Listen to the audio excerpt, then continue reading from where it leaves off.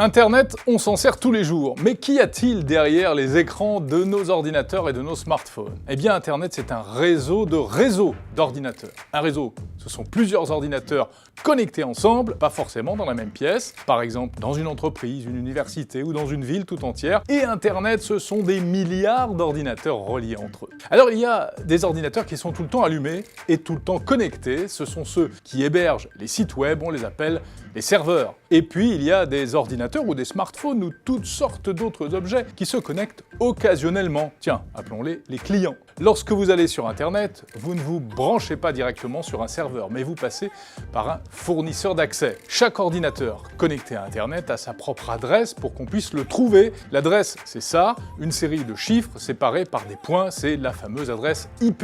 Les serveurs ont une adresse IP fixe, tandis que votre ordinateur chez vous a généralement une adresse IP temporaire attribuée automatiquement par votre fournisseur d'accès. On peut même utiliser de fausses adresses IP pour jouer aux gendarmes et aux voleurs, mais chut.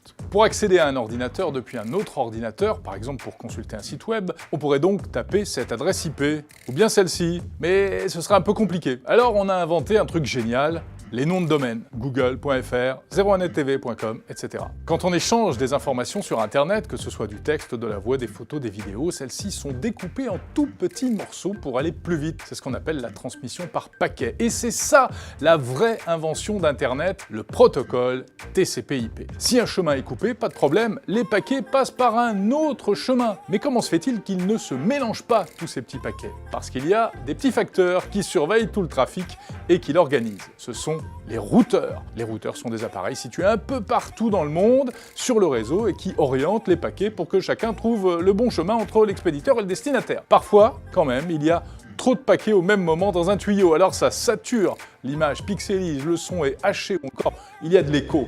Le ralentissement peut venir soit de votre connexion Internet, soit du serveur, soit quelque part entre les deux.